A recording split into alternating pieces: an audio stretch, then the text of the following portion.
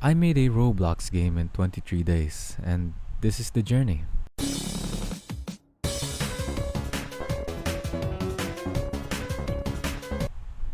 I am clueless and I am lost. Why did I even think of making a game when I didn't even know how to script? But I wanted to make the game so bad that I still did it. But this isn't the first time that I thought of making a game. Back in 2020, I played a bunch of Roblox, from Blocks Fruits to a bunch of zombie games, and Blocks Fruits and Deep Woken, and Blocks Fruits and Deep Woken, Oi. Oi! and some Hangout games. And so I hopped on Roblox Studio for the first time and made my first game, if you would even call it that, because I never finished a single one. The most progress that I made was this ramen shop thing. It's supposed to be a hangout game, but I gave up midway. Lost the motivation to continue. But today is different, and before planning a game, I decided to learn the basics of scripting. I watched a bunch of tutorials and spent days and nights working on a game that I will never finish again. But this is different. I want it to be different because I realized that I was too ambitious with the little knowledge that I have on making an actual game. So I lowered my expectations and decided to focus on learning the basics first and building simple projects. And so I tried making a tycoon, but then I realized that it's super time consuming since I have to make all the assets myself to be able to build the game that I'm aiming for. So I set that aside and attempted to make a simple game that can capture the fun of being a child and playing Roblox after school.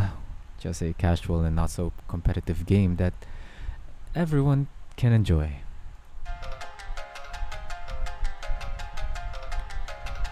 I decided to make a game where 10 to 15 people will have to buy equipment from the lobby before going into the arena. Now this puts something on the line. The risk of having your hard-earned weapon to be destroyed once you are killed is insane, right?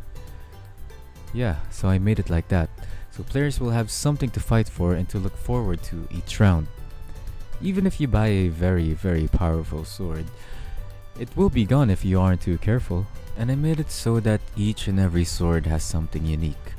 For example, the wooden sword has little knockback every time you hit an enemy, and the gold sword can slow enemies, giving you a chance to kill them at that time frame. But even with the swords having abilities, the game was pretty bland and boring. By playtesting it over and over again, I came up with an idea to make the game fun, to change the pace of the game, to make it more fast-paced, to make players think about how they would approach killing someone.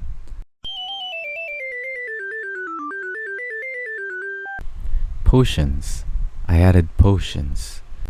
Since players are only able to buy equipment from the lobby before going to the arena, players are now required to think about what they should bring to their advantage.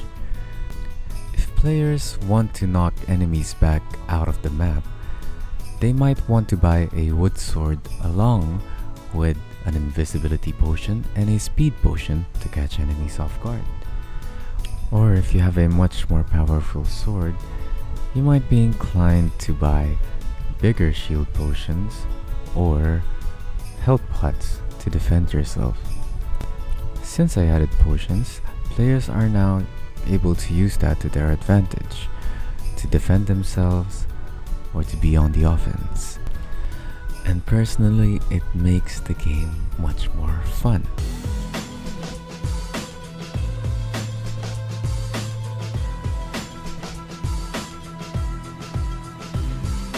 I made a bunch of decisions before deciding on making the shop a physical store that you have to go to and not just a button.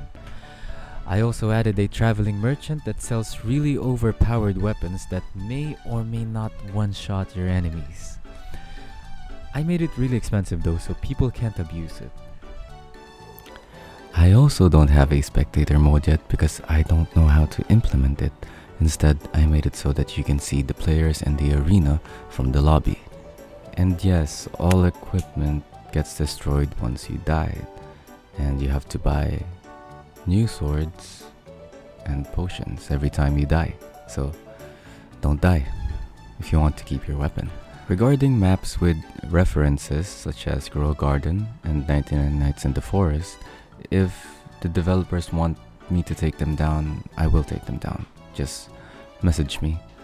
But I just thought they would be cool arenas for my game, since I also play those games. I also don't have daily quest or weekly quest, although I thought of making that. Instead, I just added a time reward system.